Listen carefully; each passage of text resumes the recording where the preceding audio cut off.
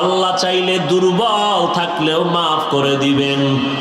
বান্দার হক বান্দা ক্ষমা না দিলে আর ক্ষমা হবে না। সাহাবায়ে কেরাম চুপ হয়ে গেলেন। কে দাঁড়াবে? নবীর কোন হক আমরা পাবো এরকম বলার সাহস কার আছে? কিন্তু না, একজন সাহাবী দাঁড়ায় গেলেন। দাঁড়াইয়া বলেন, ইয়া রাসূলুল্লাহ, আমার একটা পাওনা আছে বলে মনে করি। বলে, কি পাওনা? ও নবী, আপনি আমার হালকার উপর একদিন মুস্কি হেসে গালের উপর একটা চর মেরেছিলেন, তাই নাকি? বলে, হ্যাঁ। এমনি? বলে, এমনি। সাহাবায়ে কেরাম সবাই ভেতরে ভেতরে রাগ, এত বড় দুঃসাহস নবীর সামনে দাঁড়ানো। নবী বললেন, সাহাবায়ে কেরাম রাস্তা করে দেন আসার জন্য, আমি আমার পাওনাটা শোধ করে দেই, কারণ কিয়ামতের ময়দানে হালাত হবে বড় ভয়ঙ্কর। হিসাব হবে মানুষের, হিসাব হবে জিনের। কিন্তু এই কঠিন দিন আল্লাহ পশুকেও হাসরের ময়দানে উঠাবেন হিসাবের বাইরে, ওদের কোনো হিসাব নাই। কিন্তু আল্লাহ ইনসাফ ঠিক রাখার জন্য, প্রমাণের জন্য পশুকে উঠাবেন। দুইটা কুকুরকে উঠাইয়া বলবেন, এই দুর্বল কুকুর, কিয়ামতের ময়দানে ইনসাফের বিচার হবে। আল-ইয়াউমা তুজজা কুল্লু নাফসিন বিমা কাসাবাত লা যুলমাল ইয়াউম ইন্নাল্লাহা সারিউল হিসাব। দুনিয়াতে শক্তি ছিল ওই কুকুরটার বেশি, গায়ের জোরে তোর উপরে জুলুম করেছে, অতএব আজকে তোর শক্তি বাড়ায় দিলাম, আজকে প্রতিশোধ নিয়ে নাও তাড়াতাড়ি। দুইটা গরুকে আল্লাহ উঠায় বলবে, এই দুর্বল গরু, শক্তিশালী গরুটা কেমন দুনিয়াতে তোর উপরে হামলা করেছে, গায়ের জোরে কোনো দোষ ছিল না, আজকে তোরে শক্তি বাড়ায় দিলাম, প্রতিশোধ নিয়ে নাও। এরপরে এদের বিচার, এদের ইনসাফ কায়েম করে আল্লাহ বলবেন, কুনতু তুরাবা। এরে আল্লাহর গোলাম, রহমতের নবী বলেন, আজ আমার কাছে পাওনা ব্যক্তিকে আসতে দাও, প্রতিশোধ নিয়ে নেওয়া দরকার। সাহাবীকে রাস্তা করে দিলে একটু একটু করে সামনে আগায়। সামনে আইসেই কয়, ইয়া রাসূলুল্লাহ, আমাকে যখন আপনি স্পর্শ করেছিলেন আমার শরীরে একটা জামাও ছিল না। নবীকে তো আমার জামাটাও খুলতে হবে। কেমন রহমতের নবী, দয়ার নবী, সরল নবী আমার নবীও শরীর মুবারকের জামাটা উঠাইয়া খুলতে চাইতেছেন, পিঠ মুবারকের অংশ উঠায় ফেললেন। সাহাবী একটা দৌড় দিয়া পেছনে চলে গেল। পেছনে যাইয়া রহমতের নবীর গর্দান মুবারকের নিচে মোহরে নবুয়তে চুম্বন করলো আর বলল, নবী আমারে মাফ করে দেন, আমি এই অপেক্ষায় আপনার এখানে হাজির হয়েছি। নবী বলেন, সাহাবী, আমার মোহরের নবুয়তে চুম্বন করলি না জানো জান্নাত ওয়াজিব করে ফেললি। या इलाही मुझसे मुझको दूर कर, ताकि देखो मुझ में तुझको एक नजर। या इलाही तू मेरा माबूद है, या इलाही तू मेरा माशूक है। আজকে চেষ্টা করি, অনেক করি, আগাইতে পারি না কেন?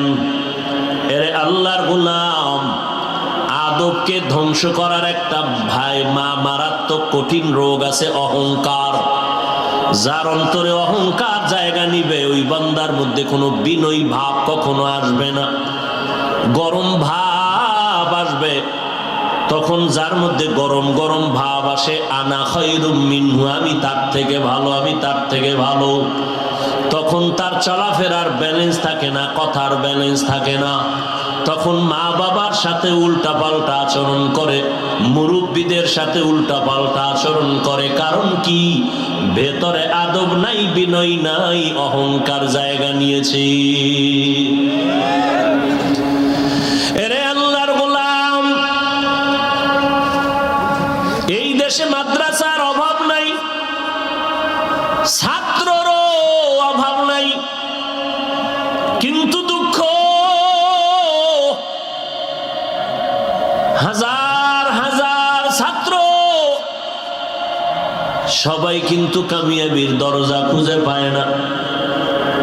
কারণ আমার মাওলা অহংকারীকে পছন্দ করেন না, বিনয়ী বান্দাকে বড় মহব্বত করেন।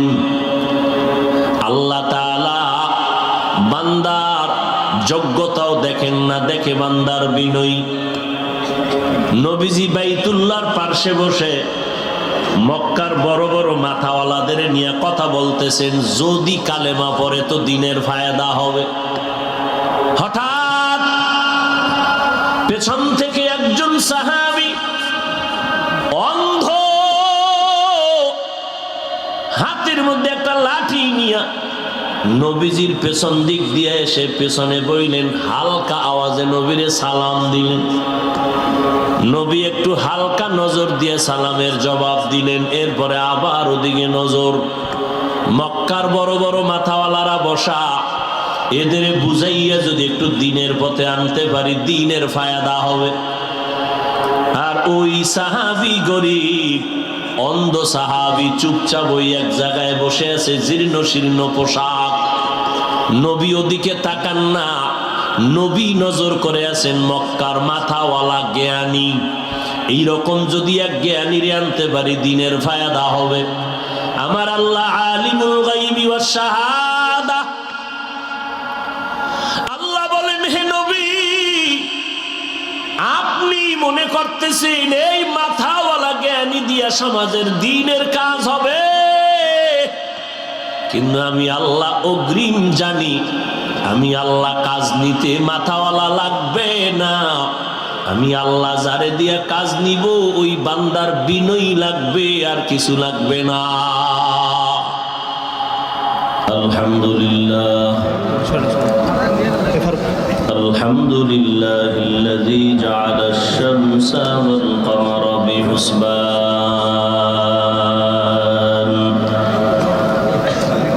ওয়ান নাজমা ওয়াশ-শাজারা ইয়াসজুদান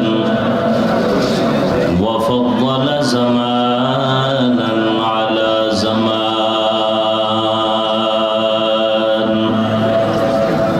কামা ফাদ্দালা মাকানান আলা মাকান ওয়া ইনসানান আলা ইনসান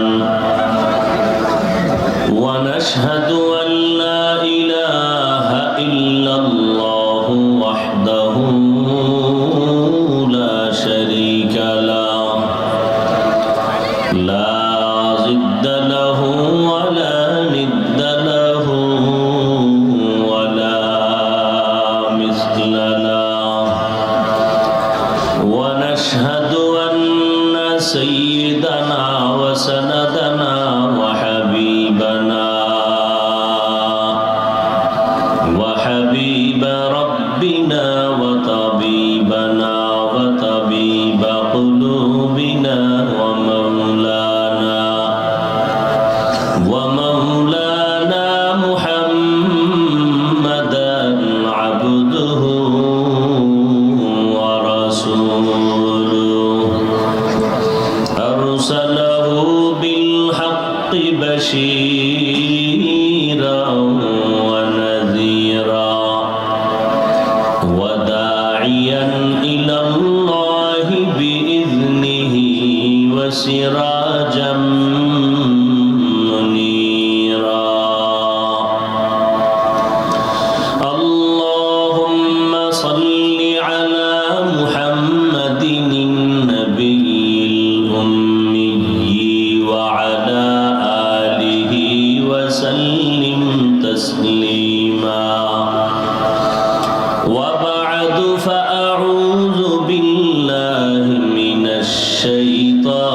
الشيطان الرجيم بسم الله الرحمن الرحيم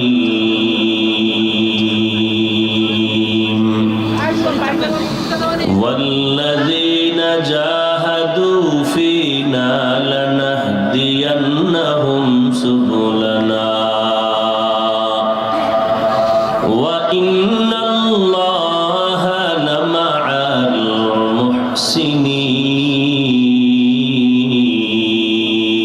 المحسنين وقال النبي صلى الله عليه وآله وسلم من تواضع لله رفعه الله أو كما قال النبي عليه الصلاة والسلام صدق الله مولانا العظيم وصدق رسوله النبي الأمي الكريم ونحن على ذلك من الشاهدين والشاكرين والذاكرين والحمد لله رب العالمين سبحانك لا علم لنا إلا ما علمتنا إنك أنت العليم الحكيم رب اشرح لي صدري ويسر لي أمري واحلل عقدة من لساني يفقه قولي تکبیر میں کلمہ میں نمازوں میں اذا میں تکبیر میں کلمہ میں نمازوں میں اذا میں ہے نام الہی سے ملا نام محمد ہے نام الہی سے ملا نام محمد فرماتے ہیں آدم کو مجھے خلد تری میں فرماتے ہیں آدم کو مجھے خلد تری میں لکھا ہوا تو باپ ملا نام محمد لکھا ہوا تو باپ ملا نام محمد ہے میم میں محبوب یہ مطلق کا اشارہ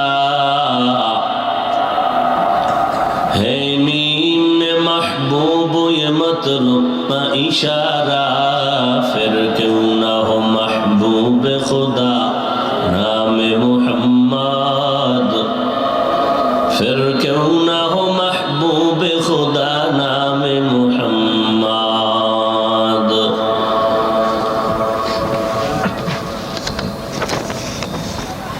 শেখ জাকারিয়া ইসলামী রিসার্চ সেন্টার কর্তৃক আয়োজিত খতমে বুখারী ও দোয়া মাহফিল উপলক্ষে আজকের এই আয়োজন 29 জানুয়ারি শেষ 30 জানুয়ারি পড়ে গেছে 2024 মহতি এ মাহফিলে উপস্থিত মুহতারাম সম্মানিত সভাপতি হাজারো লাখো আলেমের উস্তাদ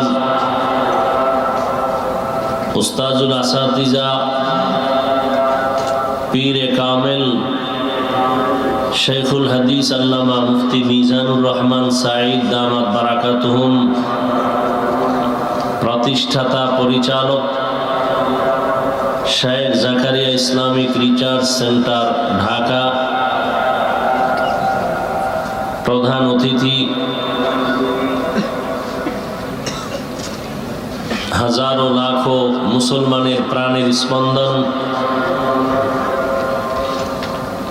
উস্তাজুল আসাতিজা উস্তাজুল উলামা মাহিউস সুন্নাহ আল্লামা মাহমুদুল হাসান দামাত বারাকাতুহুম, মুহতামিম ও শাইখুল হাদিস জামিয়া মাদানিয়া যাত্রাবাড়ি ঢাকা ও চেয়ারম্যান আল হাইয়াতুল উলিয়া নীল জামিয়াতুল কওমিয়া বাংলাদেশ, অন্যান্য দেশের শীর্ষস্থানীয় হযরত উলামায়ে কেরাম, এলাকার বিভিন্ন স্থান থেকে আগত আল্লাহ পাকের আশিকিন, জাকিরিন, শাকিরিন, মুহিব্বিন, মুরব্বিয়ান এজাম, কলিজার টুকরা আমার সমবয়সী যুবক বন্ধুগণ, স্নেহের ছোট ভাই, পর্দার আড়ালে মাইকের আওয়াজ শ্রবণরতা সম্মানিত মা ও বোনেরা, দীর্ঘ সময় আপনারা হযরত উলামায়ে হযরতদের জবানে কোরআন সুন্নাহ ভিত্তিক দিক নির্দেশনামূলক, কোরআন সুন্নাহ ভিত্তিক আলোচনা শুনেছেন। উলামায়ে হযরতদের কথাগুলো উম্মতকে সহি তরিকায় আমল করার তৌফিক দান করেন। উলামায়ে হযরতের ইজ্জতকে আল্লাহ পাক বেশি বেশি বৃদ্ধি করে দেন। আমার দেশে যারা উলামায়ে কেরামদের বিরুদ্ধে ফেসবুকে লেখালেখি করে, মিডিয়ায় অপপ্রচার করে, আল্লাহ ওদের হেদায়াত দান করেন। আল্লাহ পাকের ইলম ও কুদরতে যদি তাদের ব্যাপারে হেদায়াতের ফয়সালা নাই থাকে, আল্লাহ কুদরতের দ্বারা ওদেরকে দমন করে দেন। সংক্ষেপ দু চারটি কথা, সেই নিয়তে কোরআনে হাকিমের এক আয়াতে কারিমা, রসুলের হাদিস থেকে একটি হাদিসের টুকরো পড়েছে। আল্লাহ পাক বলেন, দুনিয়ার যারা আমি আল্লাহকে পাওয়ার জন্য চূড়ান্ত চেষ্টা করে, আমি আল্লাহ তাদের জন্য অনেক রাস্তা তার সামনে খুলে দেই, এবং আমি আল্লাহ অবশ্যই যারা ন্যায়পরায়ণ মুহসিন তাদের সাথেই থাকি। হাদিস পড়েছি, আল্লাহর রাসূল বলেন, মান তাওয়াজা লিল্লাহ রাফাআহুল্লাহ, আল্লাহর জন্যই যে নিজেকে ছোট বানায়, বিনয়ী হয়, আল্লাহ তার ইজ্জতকে অনেক বাড়ায় দেন।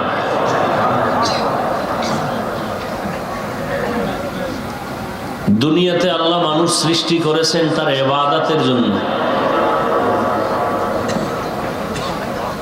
ইবাদত কিভাবে করবে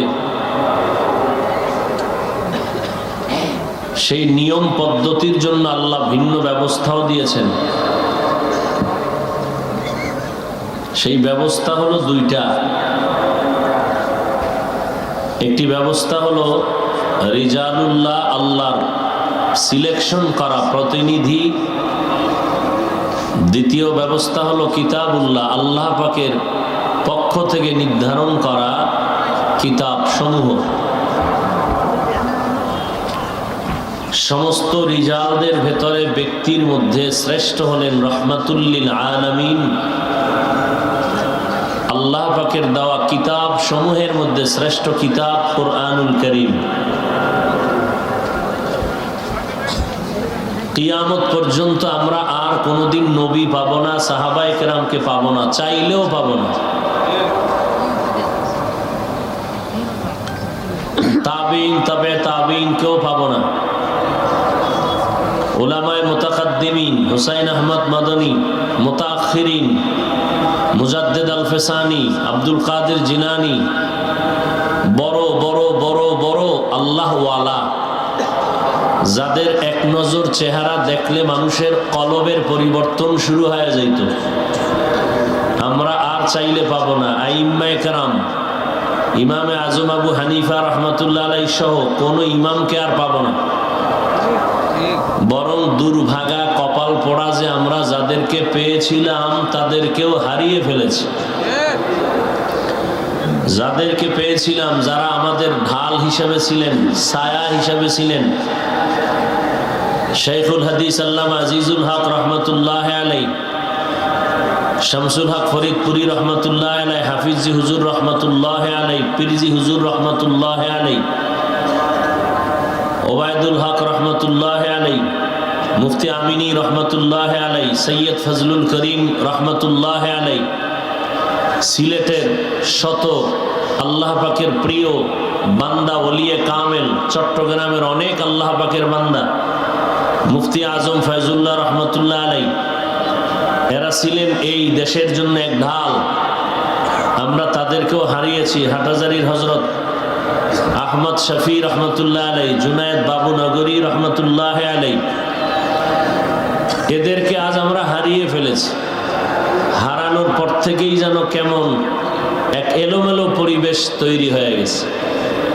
যারা আছেন মুরব্বী হিসাবে কেমন যেন তাদেরকেও মানতে চায় না, এমন মনোভাব আমাদের অন্তরে। কারণ হলো এখন যারা ছোট আছে তারা বড়দের থেকেও মনে করি আমরা বড়, যে কারণে বড়দের বিরুদ্ধে কলম ধরতে লেখালেখি করতে একটু অন্তর কাঁপে না। আমি বলবো যারা আহলে হক উলামায়ে কেরাম, আমাদের সেরেতাজ মুরব্বী, গোটা দেশের মানুষ যাদেরকে মুরব্বী হিসেবে মানে, এদের বিরুদ্ধে যারা ফেসবুকে লেখালেখি করে, এদের মতো নিকৃষ্ট বিয়াদব জমিনে আর কেউ হতে পারে না। এরা চূড়ান্ত বেয়াদব। আর যার মধ্যে আদব নাই, আল্লাহর রহমত থেকে সে বঞ্চিত। আদব মায়ের গর্ভ থেকে শিখে আসা হয় না, জমিনে এসে শিখতে হয়। সৃষ্টির শ্রেষ্ঠ ব্যক্তি রহমাতুল্লিল আলামিন তিনিও বলেন, আমি আমার মায়ের গর্ভ থেকে আদব শিখে আসি নাই। আদাবানি রব্বি ফাআহসানা তাদিবি। নবীও বলেন, আল্লাহ আমাকে আদব শিক্ষা দিয়েছেন। অতএব রসুলের আদর্শের মধ্যেই হলো কামিয়াবি। তো আল্লাহ পাক রব্বুল আলামিন দুনিয়াতে মানুষ পাঠাইছেন ইবাদতের জন্য। ইবাদত কেন করব? একমাত্র আল্লাহর মোলাকাতের জন্য। কিভাবে করব? নবীজির তরিকায়। ইবাদত সেই তরিকা শিখার জন্য একমাত্র আমাদের বর্তমান দুনিয়াতে কিয়ামত পর্যন্ত উম্মত সঠিক পথে চলার জন্য যার পরামর্শ নিবেন, যার দিক নির্দেশনা নিয়ে চলবেন, এরকম ঠিকানা শুধু একটা। ওই ঠিকানার নাম হলো উলামায়ে আহলে হকদের সোহবত। ভিন্ন কোনো ঠিকানা নাই। অতএব যারা উলামায়ে আহলে হককে মানতে চায় না, খাসারাত দুনিয়া ওয়াল আখিরা, এদের দুনিয়াও বরবাদ, আখিরাতও বরবাদ। কামিয়াবির দরজা খুলবেন আল্লাহ, চেষ্টা করা আমাদের দায়িত্ব। দিন কায়েমের চেষ্টা করা, রসুলের আদর্শ বাস্তবায়নের চেষ্টা করা। আস-সা'য়ু মিন্নি ওয়াল ইতমামু মিনাল্লাহ। বান্দা চেষ্টা করবে, পূরণ করবেন আল্লাহ। তার মানে বান্দা চেষ্টা করবে না তো আল্লাহও পূরণ করবেন না। আর বান্দার চেষ্টা হবে কতটুকু, আল্লাহর পূর্ণতা কতটুকু। হাদিসে কুদসির মধ্যে আল্লাহ পাকের বাণী রসুলকে আল্লাহ শুনাইছেন, বান্দার চেষ্টা হবে 1 বিঘা হাত, আল্লাহর পূর্ণতা হবে 1 হাত। বান্দার চেষ্টা হবে 1 হাত, আল্লাহ পাকের কুদরতের রহমতের পূর্ণতা হবে 2 হাত। বান্দার প্রচেষ্টা হবে হেঁটে হেঁটে, আল্লাহর পূর্ণতা আসবে দৌড়ায়া। আমি যদি চেষ্টাই না করি, বর্তমান দুনিয়ার পরিবেশ বড় কঠিন। ঈমান নিয়ে মরব পরের কথা, বেঁচে থাকাই কঠিন। চতুর্মুখী ইসলাম বিদ্বেষী অমুসলিমদের আগ্রাসন, এর ভেতরে আছে মুনাফিকদের যোগান। এরপরে হলো আবার নিজেদের মধ্যে মতের বিরোধ। এই অবস্থায় আমাদের সামনে অগ্রসর হওয়া বড়ই কঠিন। আল্লাহ যদি দয়া করেন, দোয়া করি আল্লাহ পাক আমাদের সবাইকে বিনয়ী হইয়া আহলে হক উলামা মুরব্বিদের পরামর্শ নিয়ে চলার তৌফিক দান করেন। তো চেষ্টা করা বান্দার কাজ, এতটুকুই হলো মূল কথা। কি চেষ্টা করব? আল্লাহকে পাওয়ার। কত আল্লাহকে কেমনে পাবো? পাওয়ার ঠিকানায় যাও, ঠিকানা দেখাইয়া দিবে, ওই পথে চলো। ওই ঠিকানার নাম হলো আহলুল্লাহদের সোহবত। হাদিসে পাকে আল্লাহর রাসূল বলেন, আল বারাকাতু মা আকাবিরিকুম ফি রাওয়ায়াতিন আল খায়রু মা আকাবিরিকুম। সব ভালাই, কল্যাণ, ভালো সব তোমাদের মুরব্বী আকাবির যারা, এদের পথের মধ্যে, পরামর্শের মধ্যে। রাতারাতি তো আর আহলুল্লাহ হওয়া যায় না।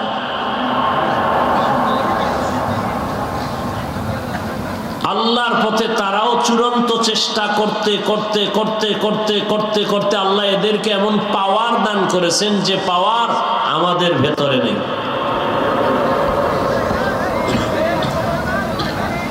এই জন্য তাদের নজরের ভিতরে বরকত, তাদের কথার ভেতরে বরকত, তাদের প্রত্যেকটা পরামর্শের মধ্যে বরকত। এই চেষ্টার জন্য উলামায়ে কেরামের পরামর্শ। একটা চেষ্টা হলো ব্যর্থ, আর একটা চেষ্টা হলো সার্থ। চূড়ান্ত সফলতার প্রচেষ্টার জন্য তিনটা গুণ অর্জন করতে হবে, না হয় তার চেষ্টা হবে জীবনের ব্যর্থতা। তিন গুণের প্রথম গুণের নাম হলো আদব। আল্লাহর জাত ও সিফাতের কসম, যার মধ্যে আদব নাই, সারা জিন্দেগি যদি কোরআন পড়ে, হাদিস পড়ে, দেওবন্দ কেন মদিনার রওজায় বসেও যদি পড়ে, ও সফলতা জীবনে হবে না যতদিন পর্যন্ত আদবওয়ালা না হবে। এই জন্য এক নাম্বার গুণ হলো আদব। লিকুল্লি শাইইন যিনাতুন ফিল ওয়ারা ওয়া যিনাতুল মারই তামামিল আদাবি আজ খোদা খা ইমে তৌফিকে আদব বে আদব মাহরুমে গাশত আজ ফজলে রাব। আদবওয়ালা জিন্দেগি বড় দামি। আদব মানি বড়দের সামনে নামাজের সুরাতে বসে থাকার নাম আদব নয়। যেখানে যেই কাজ করার প্রয়োজন, ওই জায়গায় ওই কাজ করার নাম হলো আদব। যেই স্থানে যেই কথা বলার প্রয়োজন, ওই জায়গায় ওই স্থানে ওইভাবে কথা বলার নাম হলো আদব। আদবের আরো সহজ ব্যাখ্যা হলো পয়গম্বরের সুন্নাত অনুযায়ী জীবনকে পরিচালনা করার নাম হলো আদব। সারা দুনিয়ার শ্রেষ্ঠ আদবওয়ালা রাহমাতুল লিল আলামিন কেমন পয়গম্বর, আদবওয়ালা নবী আমার। মাত্র 13 বছরের ভেতরে পৃথিবীর নিকৃষ্টতম মানুষ ছিল মক্কার মানুষ। ওই মক্কার মানুষগুলো এতটাই চরিত্রহীন, এতটা লম্পট, এতটাই খারাপ। আল্লাহর ঘর পৃথিবীর শ্রেষ্ঠ ঘর, যেই ঘরের এত দাম আল্লাহ কোরআনে বলেন, ইন্না আউওয়ালা বাইতিন উযিআ লিন-নাসি লাল্লাযী বিবাক্কাতা মুবারাকান ওয়া হুদা মুবারাকান ওয়া হুদাল লিল আলামিন।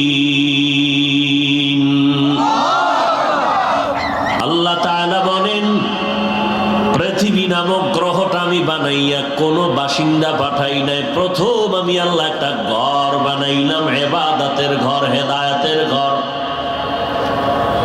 বসবাসের ঘর আমি বানাই নাই। কারণ এ জমিনের একমাত্র শ্রেষ্ঠ চিফ গেস্ট হয়ে জমিনে আসবে মানুষ, আদম সন্তান। মানুষ হবে এই জমিনের একমাত্র প্রধান মেহমান, চিফ গেস্ট। আর এই আল্লাহ মানুষ বানাবেন ইবাদতের জন্য। দুনিয়াতে চিফ গেস্ট বেশিক্ষণ থাকে না, অল্প টাইম থাকিয়া তার গন্তব্যে চলে যায়। জমিনের চিফ গেস্ট হলো মানুষ, অল্প টাইমের জন্য আল্লাহ জমিনে পাঠাইছেন, এরপরে তার গন্তব্যে চলে যাবে। অল্প টাইম দুনিয়াতে তার কর্মসূচি ইবাদত, দুনিয়াতে ইবাদত করবে।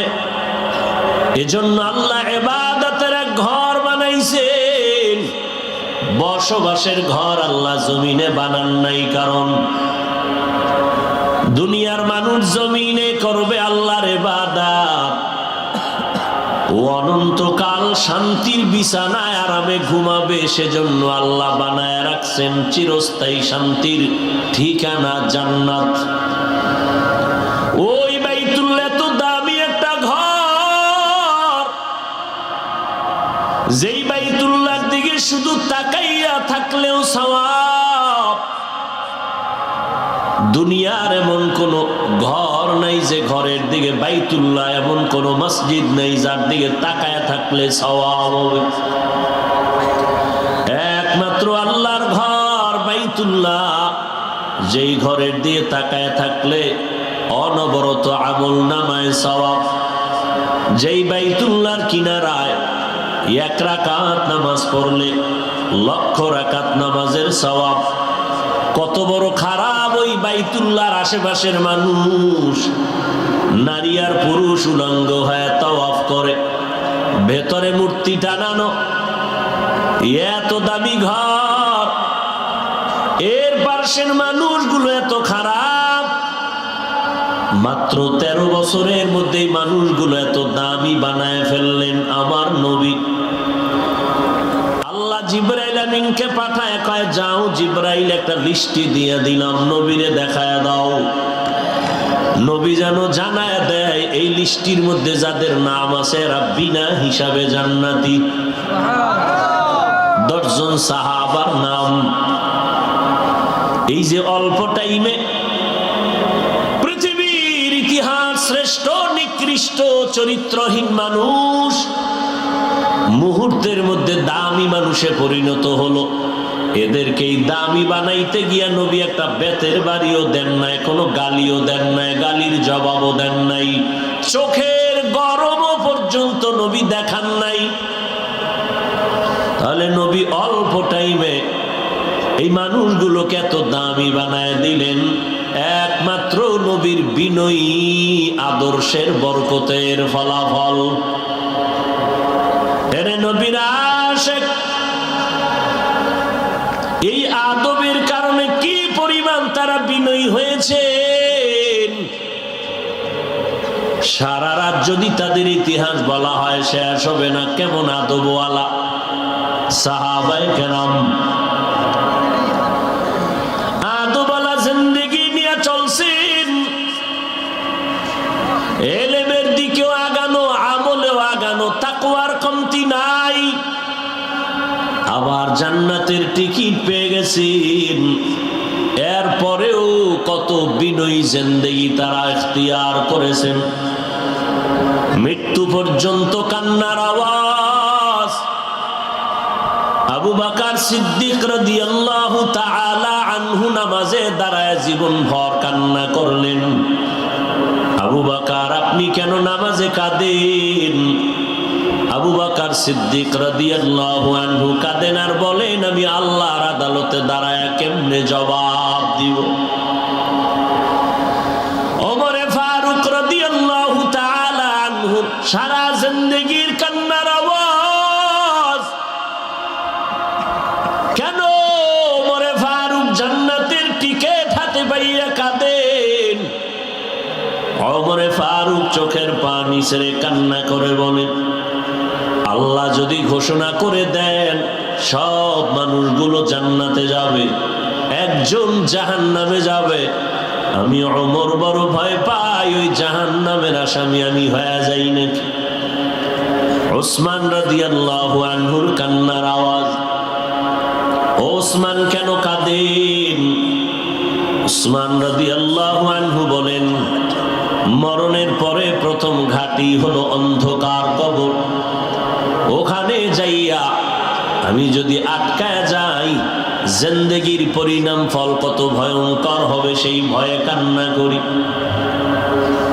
ওয়া আম্মা মান খাফা মাকামা রাব্বিহি ওয়া নাহান নাফসা আনিল হাওয়া ফাইন্নাল জান্নাতা হিয়াল মাওয়া। এরে আল্লাহর গোলাম, আল্লাহ পাক রব্বুল আলামিন আদবওয়ালা জিন্দেগির ভেতরে বরকত রেখেছেন। আমার নবী কতটা বিনয়ী। সাহাবাদের মজলিসে নবী বসে আছেন। একদিন নবী বলতেছেন, ও সাহাবায়ে কেরাম, কোন দিন কার মরণের ডাক আসবে বলা যায় না। আমার কাছে আপনাদের কোনো হক আছে নাকি? থাকলে আদায় করেন। আল্লাহ চাইলে দুর্বল থাকলেও মাফ করে দিবেন। বান্দার হক বান্দা ক্ষমা না দিলে আর ক্ষমা হবে না।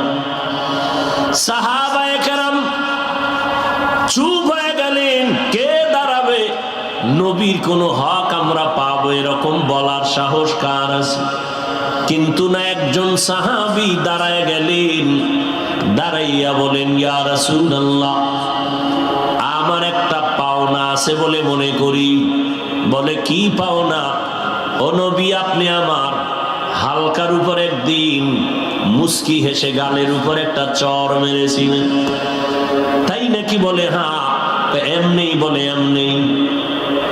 সাহাবায়ে কেরাম সবাই ভেতরে ভেতরে রাগ, এত বড় দুঃসাহস নবীর সামনে দাঁড়ানো। নবী বললেন, সাহাবায়ে কেরাম রাস্তা করে দেন আসার জন্য, আমি আমার পাওনাটা শোধ করে দেই, কারণ কিয়ামতের ময়দানে হালাত হবে বড় ভয়ঙ্কর। হিসাব হবে মানুষের, হিসাব হবে জিনের। কিন্তু এই কঠিন দিন আল্লাহ পশুকেও হাসরের ময়দানে উঠাবেন হিসাবের বাইরে। ওদের কোনো হিসাব নাই, কিন্তু আল্লাহ ইনসাফ ঠিক রাখার জন্য, প্রমাণের জন্য পশুকে উঠাবেন। দুইটা কুকুরকে উঠাইয়া বলবেন, এই দুর্বল কুকুর, কিয়ামতের ময়দানে আজ ইনসাফের বিচার হবে। আল-ইয়াউমা তুজজা কুল্লু নাফসিন বিমা কাসাবাত লা যুলমাল ইয়াউম ইন্নাল্লাহা সারিউল হিসাব। দুনিয়াতে শক্তি ছিল ওই কুকুরটার বেশি, গায়ের জোরে তোর উপরে জুলুম করেছে। অতএব আজকে তোর শক্তি বাড়ায় দিলাম, আজকে প্রতিশোধ নিয়ে নাও তাড়াতাড়ি। দুইটা গরুকে আল্লাহ উঠায় বলবে, এই দুর্বল গরু, শক্তিশালী গরুটাকে দুনিয়াতে তোর উপরে হামলা করেছে, গায়ের জোরে কোনো দোষ ছিল না, আজকে তোরে শক্তি বাড়ায় দিলাম, প্রতিশোধ নিয়ে নাও। এরপরে এদের বিচার, এদের ইনসাফ কায়েম করে আল্লাহ বলবেন, কুনতু তুরাবা। এরে আল্লাহর গোলাম, রহমতের নবী বলেন, আজ আমার কাছে পাওনা ব্যক্তিকে আসতে দাও, প্রতিশোধ নিয়ে নেওয়া দরকার। সাহাবীকে রাস্তা করে দিলে একটু একটু করে সামনে আগায়। সামনে আইসেই কয়, ইয়া রাসূলুল্লাহ, আমাকে যখন আপনি স্পর্শ করেছিলেন আমার শরীরে একটা জামাও ছিল না। নবীকে তো আমার জামাটাও খুলতে হবে।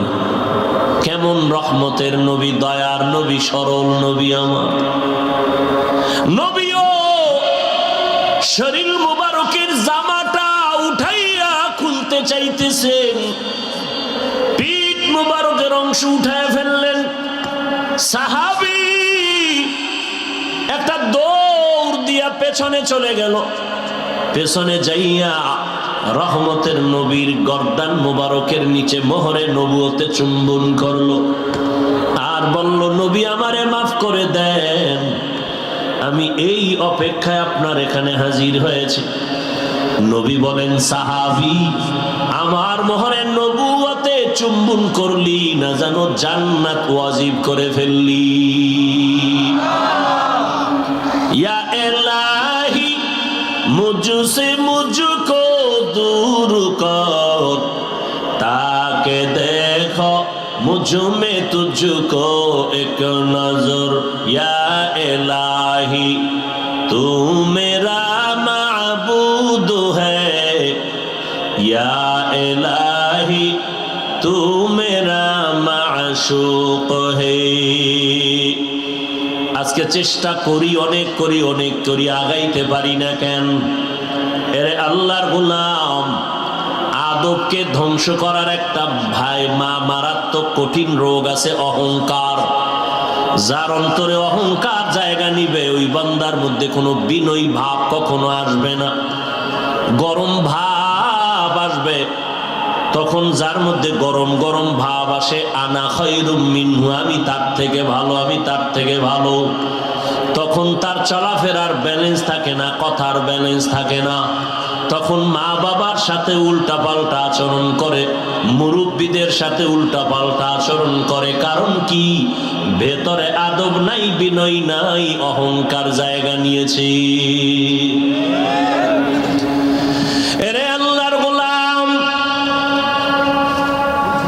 এই দেশে মাদ্রাসার অভাব নাই, ছাত্ররও অভাব নাই, কিন্তু দুঃখ,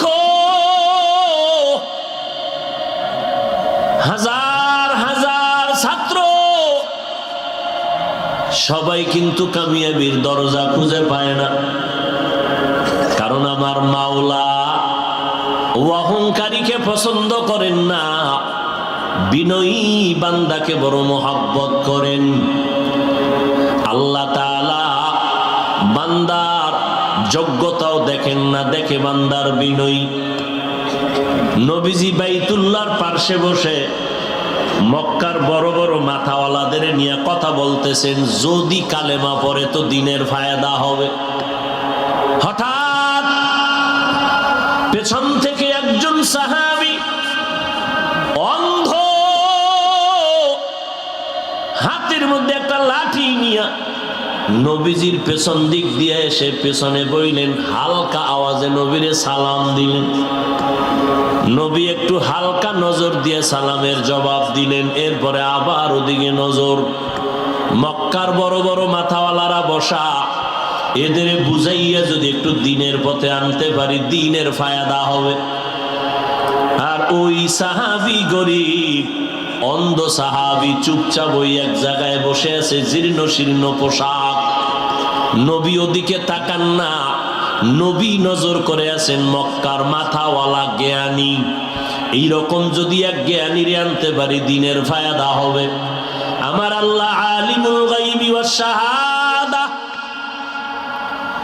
আল্লাহ বলেন, হে নবী,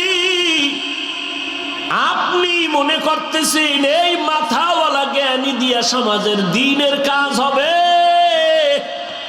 কিন্তু আমি আল্লাহ অগ্রিম জানি, আমি আল্লাহ কাজ নিতে মাথাওয়ালা লাগবে না। আমি আল্লাহ যারে দিয়া কাজ নিব, ওই বান্দার বিনয়ী লাগবে, আর কিছু লাগবে না। আল্লাহ আয়াত নিয়ে জিব্রাইলের পাঠায় দিলেন। ওই মাথাওয়ালার দিকে নবী যেন একবারও নজর না করে। জিব্রাইল, যাও, ওই জ্ঞানী ট্যানির দরকার নাই। ওই অন্ধ সাহাবী জীর্ণ শীর্ণ পোশাক পরিহিত গরিব বসে আছে ওই নবীর পেছনে। নবীকে গিয়া জানায় দাও, মক্কার মাথাওয়ালা লাগবে না, ওই জীর্ণ শীর্ণ বান্দার দিকে যেন নবী মনোনিবেশ হয়, নজর দেয়, মায়ার নজর। নবী এই তাড়াতাড়ি নবীরে সংবাদ দিয়ে দাও, আয়াত নিয়ে যাও, আবাসা ওয়া তাওয়াল্লা আন জাআহুল আ'মা। কাবিলিয়ত দাদে উরা শর্ত নিস বলকে শর্ত কাবিলিয়ত দাদে। এরে আল্লাহর গোলাম, আল্লাহ যাকে কবুল করবেন তার কপাল খুলে যাবে। আর আল্লাহ যদি কপাল খুলে না দেন, সৃষ্টির শ্রেষ্ঠ রহমতের নবীও যদি বয়ান করেন, হেদায়েত পাবে না, কালেমা পড়বে না। কপাল যদি খারাপ হয়, নবীর বয়ানেও কাজ হবে না। এরকম কোন ইতিহাস আছে না নাই? নবী বয়ান করলেন যে নবীর কোনো গুনাহ নাই, চেহারার দিকে তাকাইলে গুনাহ মাফ, ক্ষুধা নিবারণ হয়, সেই নবীর বয়ান শুনিয়াও যার কপালে কালেমা আসে না, ও কত বড় বেঈমান, কত বড় বদনসিব। আর আল্লাহ যদি কপাল খুলে দেয় রে যুবক, তাহলে নবীর গল্লা কাটতে আসিয়া, নবীকে জবাই করতে আসার পরেও বান্দা কালেমার রশি গলায় লাগায় নেয়। এটা কপালের ব্যাপার।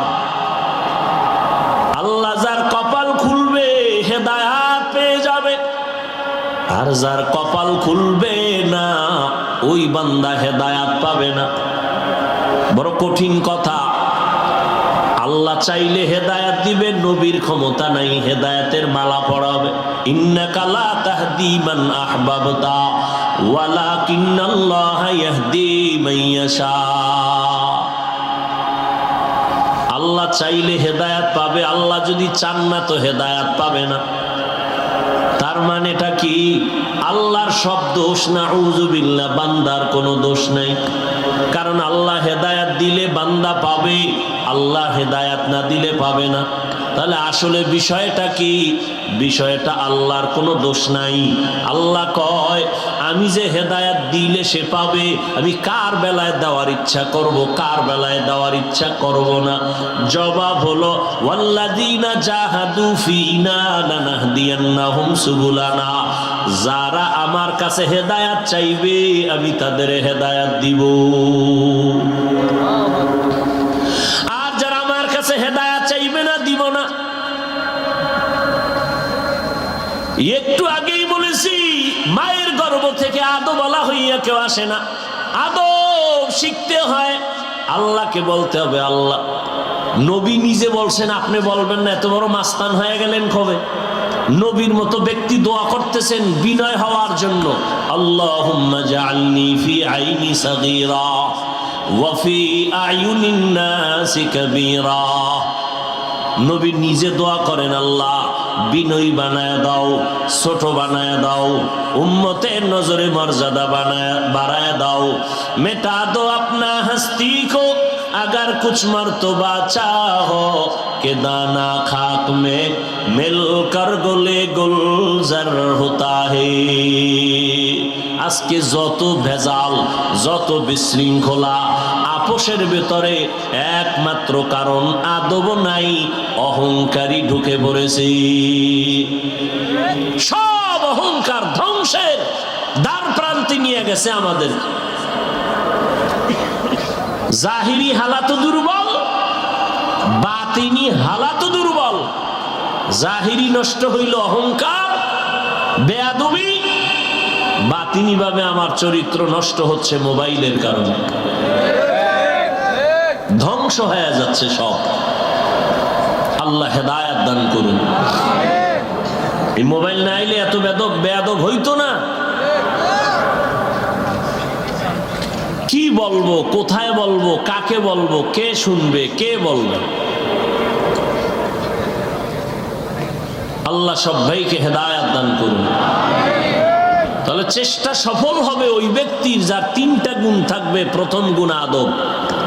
বেয়াদব কোনদিন কামিয়াবির দরজা খুঁজে পাবে না। ও যেখানে যাবে সেখানে বেইজ্জতি হবে। আল্লাহ মাফ করেন। এক ক্লাসে পড়ছি, এক জামাতে পড়ছি। মানুষ বলে বেলেটের থেকেও ধার বেশি, তার ব্রেন এত কঠিন। এই রকম এক ছাত্র, এক ক্লাসে পড়লাম অনেক বছর। দেওবন্দে গিয়ে 1 নাম্বার, পরিণাম ফল কি তার? বাংলাদেশে জায়গায় জায়গায় ঘুরে নাম কইলে মোবাইলের গোলামেরা সবাই চিনবে। যারা মোবাইলের গোলাম এরা সবাই চিনবে নাম বললেই। যেখানে যায় সেখানে জোতার বাড়ি খায়, অথচ দেওবন্দে 1 নাম্বার হইছে। ওই যে বলছি, কপাল যদি পুড়ে যায় মুহাম্মদের বয়ানেও কালেমা পড়ে না, আর কপাল যদি খুলে যায় রসুলকে হত্যা করতে এসে কালেমা পড়ে ফেলে।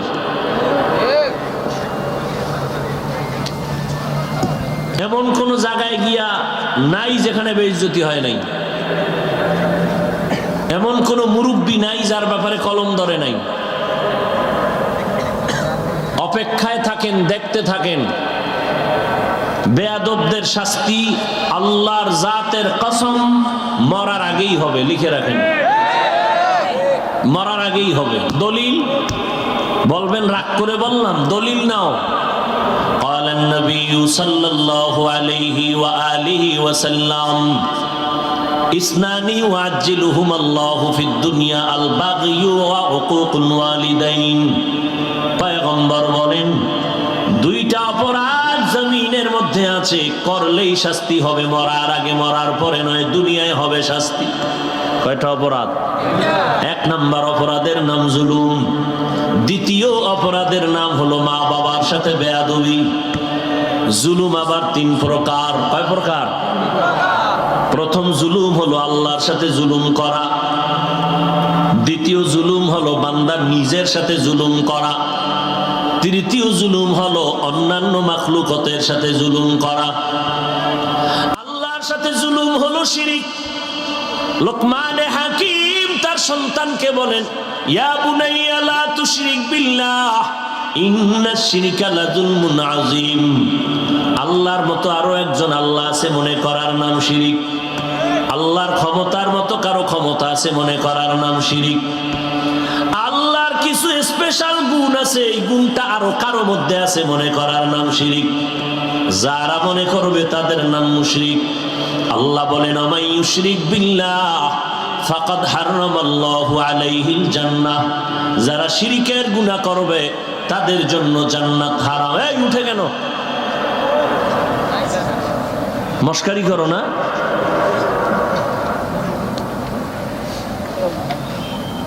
ওই যে বয়ান করতেছি তুই আদবেরই, কপাল খারাপ হইলে কি করার? আল্লাহ হেদায়েত দান করুন।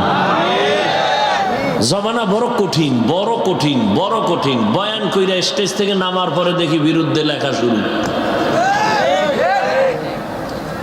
আচ্ছা বলো তো বাবা, তোমার ফেসবুকে লেখার দ্বারা তাবলীগের কোনো ক্ষতি হয়েছে আজ পর্যন্ত? এই চরমনের বিরুদ্ধে, দেওবন্দীদের বিরুদ্ধে, কওমির বিরুদ্ধে যারা লেখো, চরমনের কি পরিমাণ ক্ষতি হয়েছে? সব মরিয়ে গেছে না? কপাল তোমারটা পুড়তেছে, তোমার কপাল পুড়তেছে, তুমি টের পাও না। একটু অপেক্ষা করো, বিছনায় পইরা যেদিন দেখবা যে পুরা হাত পাও অবশ হয়ে গেছে, সেদিন টের পাইবা কত ধানে কত চাল। রসুলের হাদিস শুনায় গেলাম, চালাকি তো জীবনে কম করলা না। আমি ভাব যখন ঢুকছে, ওদিন থেকে আল্লাহর লানত শুরু হয়ে গেছে।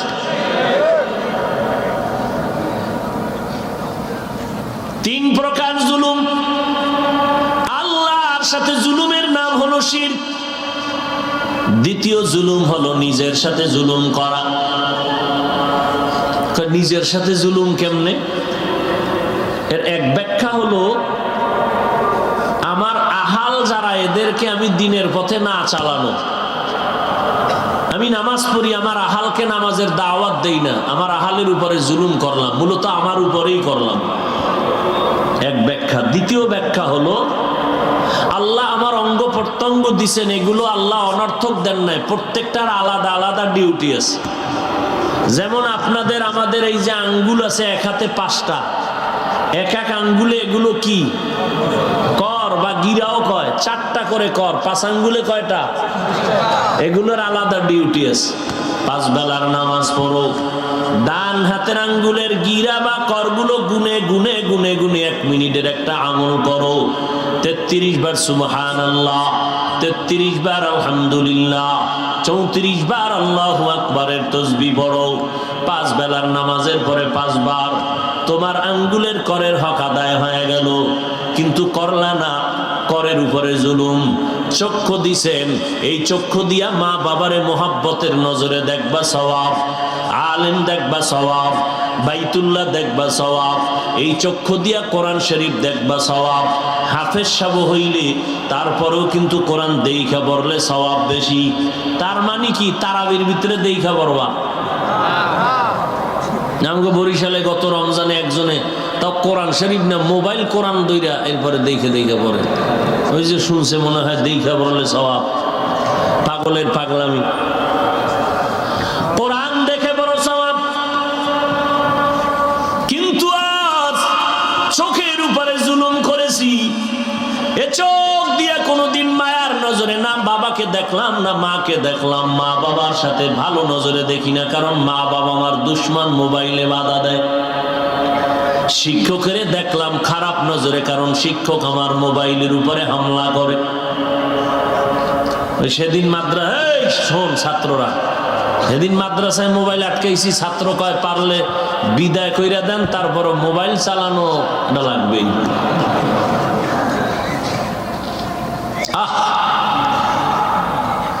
রাস্তার ল্যাংটা পাগলও নিজের ভালো বুঝে, কিন্তু আমরা নিজের ভালো বুঝি না। আমরা রাস্তার পাগল থেকেও খারাপ। আফসুস। ভাইরা আমার, চোখ দিয়া বাইতুল্লাহ দেখলাম না, কোরআন দেখলাম না, কি করলাম? সারাটা রাত মোবাইলের দিকে তাকায়া কবিরা গুনা, কবিরা গুনা, কবিরা গুনা, কবিরা গুনা। সারা রাত গুনা টুনা কইরা এবার ফজরের আগে দিছে ঘুম, নামাজ সারা। ক্লাসে গিয়ে হুজুর কয়, এই ছাত্র কই? ছাত্ররা লিস্টি পাঠাইছে, আমরা অসুস্থ, সারা রাত আকাম করছি, আর এটা কয় নাই। হুজুর ভাবছে মনে হয় সারা রাত তাহাজ্জুদ পইরা ঘুমাইতে না, এবার ঘুমায়। ওই যে একটু আগে বললাম না, এক ক্লাসে পড়ছি, নাম বললে এখানে সবাই চিনবে, এমন কোন জায়গা নাই যেখানে জুতার বাড়ি খায় নাই। দাওরার বছর যেই ছেলেটা আমগোর সাথে ছিল, বুখারীর ইবারাত বিদ্যুৎ গতিতে পড়তো, সব হুজুরেরা কইতো যেখানে যাবে মুহাদ্দিস। সেই ছেলে এখন এলাকার নাম বললাম না, ওই এলাকায় থাকে, প্যান্ট শার্ট টাই পরা, দাড়ি তো নাই। ওই এলাকায় অজে গেলে পালায় থাকে, সামনে আসে না। আল্লাহকে সাক্ষী রেখে বলছি, তোমাদের ইবরাতের জন্য ধর্ম নিয়ে মাস্তানি চলে না। আমার রসুল যদি বিনয়ী ভাব নিয়ে চলেন, সাহাবায়ে কেরাম চলে, এর থেকে আপনারা দামি হয়ে গেলেন। আল্লাহ হেদায়েতের দৌলত দান করেন। তো চোখের সাথে জুলুম করতেছে, এটা নিজের সাথে জুলুম। তৃতীয় জুলুম হলো অন্যান্য মাখলুকতের সাথে জুলুম। এর মধ্যে মানুষের সাথে তো আছেই, যারা মা বাবার সাথে খারাপ আচরণ করছে মোবাইলের কারণে, শিক্ষকের সাথে খারাপ আচরণ মোবাইলের কারণে। আল্লাহর কসম, বাইতুল্লাহর গিলাফ ধইরাও যদি কান্দো, আল্লাহ মাফ করে দাও। মা বাবায় যতদিন ক্ষমা দিবে না, আল্লাহ ক্ষমা দিবে না। শিক্ষকের সাথে বেয়াদবি করেছো, বাইতুল্লাহর গিলাফ ধরে কানলেও ক্ষমা নাই। শিক্ষক যদি ক্ষমা না দেয়, আল্লাহ দিবেন না। বান্দার হক তামাশা মনে কইরো না রে বাবা। মানুষ কিন্তু গ্রামে একটা কথা বলে, পান্তা ভাত নষ্ট হলেও খাওয়া যায়, পোলাও নষ্ট হলে খাওয়া। এই জমিনের মধ্যে তালিবুল ইলম ছাত্র সমাজ হলো, স্কুল হোক কলেজ হোক, এরা কোরমা পোলাওয়ের মতো। এরা এত দামি, গোটা বাংলাদেশ না পুরা দুনিয়াটাকে আলোকিত করে ফেলার মতো মেধা যুবক ছাত্রদের মধ্যে আছে। আল্লাহ সেইভাবে বানাইছেন, ইহুদির বাচ্চারা যদি রাষ্ট্র চালাইতে পারে, তুমি তো শ্রেষ্ঠ নবীর উম্মত, তুমি কেন পারবা না?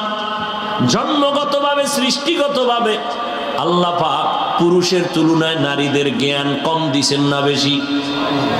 বেশি কম? তাহলে সেই নারী যদি দেশ চালায়, তোমরা পারবা না কেন? মোবাইলে আকাম করো, পারবা? করো, ইচ্ছা মতো করো। অল্প দিন লিখে রাখো, বেশি দিন না, অল্প দিন, মরার আগেই দেখবা যে বিছনায় পইরা চিৎপটাং হয়ে থাকবা, চোখ থাকবে পাওয়ার থাকবে না, কান থাকবে পাওয়ার থাকবে না, মাথা থাকবে ব্রেন থাকবে না, কিডনি নষ্ট হয়ে যাবে, যাচ্ছে তোমার খবর নাই। লিখে রাখো।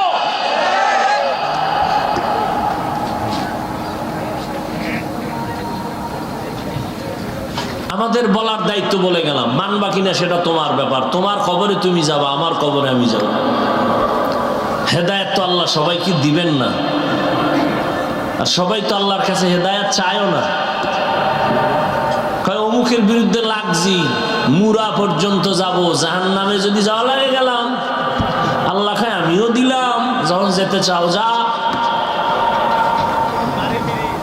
ভাইরা আমার, আল্লাহর এক বান্দি জীবন ভর নেক আমল করেছে, বিদায় হওয়ার আগে জমিন থেকে একটা সামান্য অপরাধ করেছেন, খুবই সামান্য। আল্লাহর ভিন্ন একটা মাখলুক একটা বিড়াল ঘরের মধ্যে ঢুকে পড়ছে, তো খাঁচায় আটকায় ফেলছে, নিজেও খানা দেয় না, বিড়ালটাকে ছেড়ে দিল না বাইরে গিয়ে খাবে সেই সুযোগও দেয় নাই। বিড়াল খাঁচার মধ্যে না খেয়ে ধুকে ধুকে ধুকে ধুকে মরে গেল। নবীজি সাহাবায়ে কেরামদের বলতেছেন, আল্লাহর পক্ষ থেকে গায়েবী আওয়াজ আসছে, আল্লাহর বান্দি জীবন ভর যত নেক আমল করেছো, এই বিড়ালের সাথে জুলুম করার কারণে সব নেক আমল বরবাদ। একটা বিড়ালের সাথে জুলুম করার কারণে যদি হালাত হয়, তো মানুষের সাথে মানুষই জুলুম করলে কি হালাত হবে? ও যুবক বাবা, এই মাত্র তোমার বয়স মাত্র 30-25 মধ্যেই আছে। আল্লাহ না করুন যদি আজকেই তুমি মইরা যাও, মরার পরে তোমারে আমরা কেমনে স্মরণ করব, মা বাপ কেমনে করবে? আমি ফলাফলটা দেই, এমন কোনো ভালো জিনিস করছো নাকি জীবনে যে মা বাবা দোয়া করবে? বরং মা বাবার সাথে এত বেয়াদবি করেছো, মা বাবা যদিও কানবে কিন্তু ভিতরে ভিতরে খুশি, তুই মরে গেছো, ঝামেলা শেষ।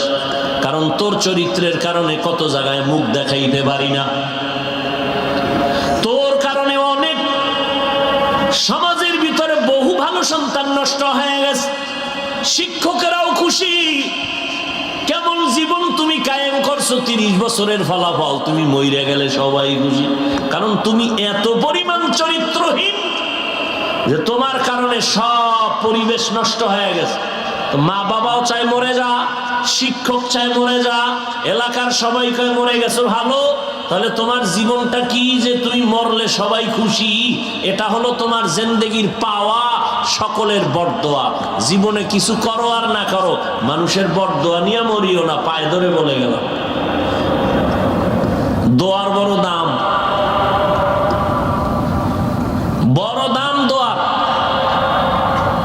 নিজেকে বিনয়ী হইয়া আল্লাহর কাছে নিজেকে পেশ করো। আল্লাহ রাস্তা খুলে প্রতি রাত আল্লাহ আসেন। কোথায় আসেন জানেননি? প্রথম আসমানে। কোন দিন?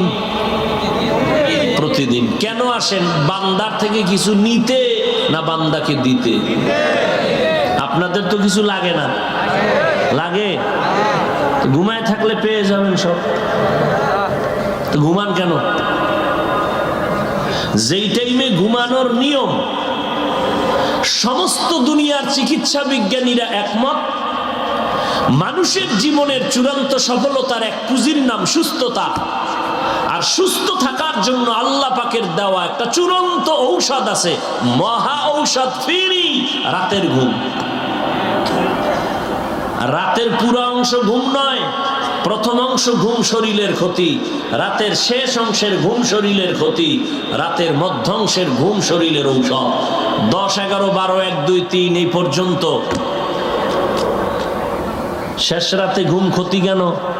আজান 5 বার দেয়, দেয় না প্রতিদিন? বলেন তো সব আজানের সিস্টেম কি এক, না কিছু ভিন্নতা আছে? কোন আজানটায় আছে? কি ভিন্ন আছে বলেন তো? অর্থ কি? ঘুমের থেকে বিষয়টা কি? এই শব্দটা এশায় নাই কেন? এই শব্দগুলো মাগরিবে নাই কেন? ফজরে কেন? ওই সময় ঘুম তো শরীরের ক্ষতি আছেই, সব থেকে বড় কারণ ওই সময় তোমার খালেক তোমাকে দেওয়ার জন্য আসে। ওঠো, তোমার কি লাগবে আদব বলো, আমি দিয়ে দিব। আল্লাহ দিতে আসছে, তুমি ঘুমায় রইলা, আর যদি বলো পাই না, তো কপাল খারাপ। অতিও গভীর হয় রজনী যখন, নীরবে প্রভুর নাম জপিও তখন। প্রভুর করুণা যদি পাইবারে চাও, গভীর রাতে উঠে প্রভুর গুণগান গাও। আল্লাহ আমাদের হেদায়েত দান করেন। আরো জোরে বলেন।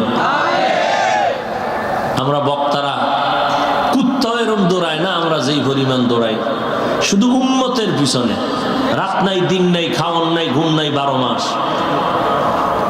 আপনাদের দোয়া আমাদের খুবই জরুরি দরকার।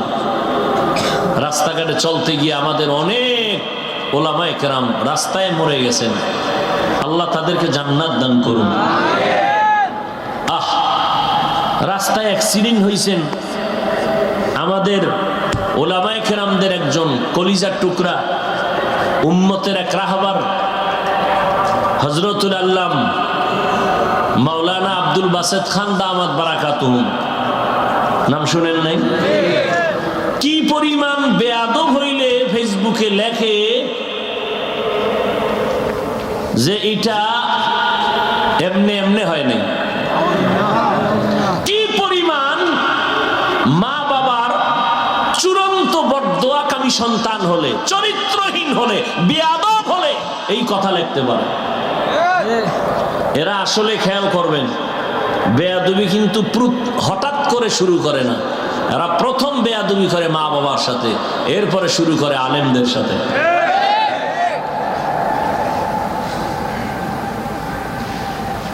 এই যে জুলুম করলো আলেমদের ইজ্জত নষ্ট করার জন্য, বিচার কি মরার পর না আগে? আগেই হবে। পঙ্গু হয়ে মরবি, লিখে রাখিস। আর যদি তওবা করো, আমার আল্লাহ বলেন জীবনের সব গুনাহ এক তওবায় মাফ। আল্লাহ আমাদের কবুল করেন, আদবওয়ালা বিনয়ী জিন্দেগি আমাদের দান করেন। জীবনে বান্দা উপকার কারো করতে যদি নাও পারো, পায়ে ধরে বলে গেলাম ক্ষতি কইরো না। জীবনে যদি কারো প্রশংসা করতে না পারো, হিম্মত না হয়, পায়ে হাত রেখে বলে গেলাম বদনাম করে নিজের কপাল পুড়িও না। জীবনে যদি ভালো নেক আমল করতে নাও পারো, গুনাহ করে নিজেকে জাহান্নামী বানায় না। এই তিনটা ওয়াজ যদি মনে রাখতে পারো, বিনা হিসাবে জান্নাতি। উপকার করতে না পারলেও কি করব না? কারো প্রশংসা করতে না পারলেও কি করব না? বদনাম করব না। নেক আমল করতে না পারলেও কি করব না? গুনাহ করব না। এটা ফাইনাল বয়ান। আল্লাহ সবাইকে কবুল করেন। আল্লাহ মার্কাজকে হেদায়েতের মার্কাজ বানায় দেন। আল্লাহ পাক আসাতেজায়ে কেরাম এবং তালিবুল ইলম সবাইকে কবুল করেন। যারা ফজিলতের পাগড়ি নিলেন আমাদের মুরব্বীদের হাত থেকে, আল্লাহ তাদেরকে কবুল করেন। মুরব্বীদের বেয়াদবি থেকে, বদদোয়া থেকে আমাদেরকে হেফাজত করেন। মুরব্বীদের দোয়া নিয়ে চলার তৌফিক আল্লাহ আমাদেরকে দান করেন। আলহামদুলিল্লাহি রাব্বিল আলামিন ওয়াস সালাতু ওয়াস সালামু আলা সাইয়্যিদিল